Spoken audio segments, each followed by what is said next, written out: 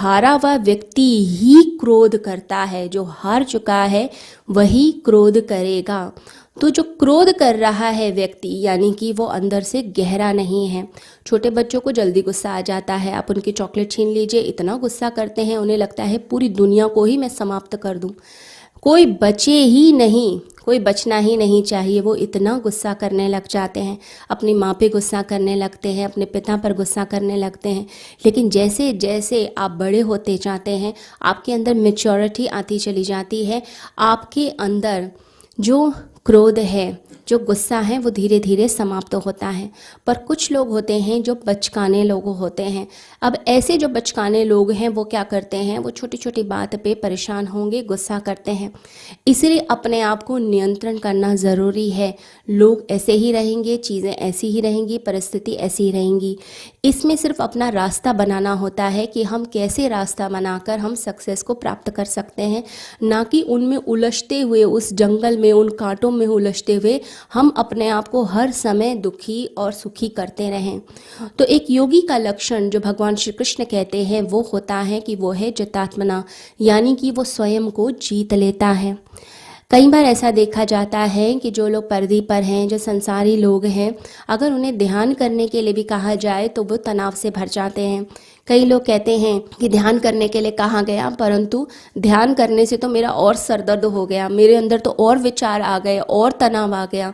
इसका अर्थ यह है कि व्यक्ति अभी भी अपने केंद्र से नहीं जुड़ा। ध्यान के बाद तो आपको तनाव से मुक्ति मिलनी चाहिए, आपके अंदर शून्यता आनी चाहिए, धन्यता आनी चाहिए। अगर वो नहीं आ रही, यानी कि आप अपने से ज़बरदस्ती कर रहे हैं। तो ध्यान देता है शांति।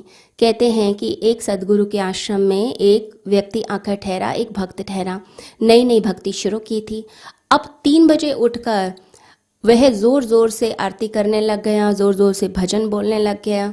अब वह ऐसे प्रार्थना कर रहा है, ऐसे भजन कर रहा है जैसे कि सबसे बड़ा भक्त तो यही है। सारे आश्रम के लोग उठ गए।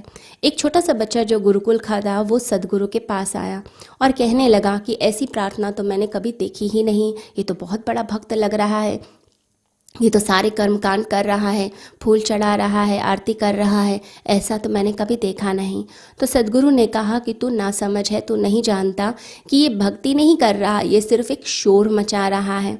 तो ज़्यादातर धार्मिक लोग क्या करते हैं, वो सिर्फ एक शोर मचा रहे होते हैं, आयोजन कर रहे होते हैं, कभी फूल मालाओं का, कभी तिलक का, लेकिन बैठकर ठीक से ध्यान नहीं करते हैं। और कई लोग जो ध्यान शुरुआत करते हैं उनके लिए तो हर जगह विघ्न ही दिखते हैं। वो कहते हैं उसी समय ही पत्नी को किचन में काम करना पड़ता है, उसी समय नीचे आवाज़ आनी शुरू होती है, उसी समय डोरबेल बजती है, सारे लोग मेरे दुश्मन बनकर बैठ गए हैं। तो ऐसा जो व्यक्ति है, जो शुरुआत कर रहा है, जो अभी भी संसार में जुड़ा हुआ है, परिधि पर जुड़ा है, जिसे परिस्थितियाँ प्रभावित कर रही हैं, उसके लिए तो हर चीज़ एक बाधा बनती है। परंतु हमने तो गीता में पढ़ा है कि जो सच्चा भक्त है उसके लिए तो सभी मित्र होते हैं। ध्यान में जो जा रहा है उसके लिए सभी मित्र हैं। तो परेशानी कोई है नहीं, परेशानी इसलिए हमें लगती है क्योंकि हमने उसके साथ अपने आप को जोड़ लिया। जब हमने अपने आप को उसके साथ जोड़ लिया तो हम तो दुखी और सुखी होंगे ही होंगे। इसलिए जीवन जीना कैसे है ये आपके ऊपर निर्भर करता है कि रोज़ रोज़ परेशान होना है, रोज़ रोज़ दुखी सुखी होना है, या अपने आप को ऐसे आनंद से जोड़ देना है, ऐसी शांति से जोड़ देना है जिसके बाद आप हमेशा प्रसन्न रहते हैं।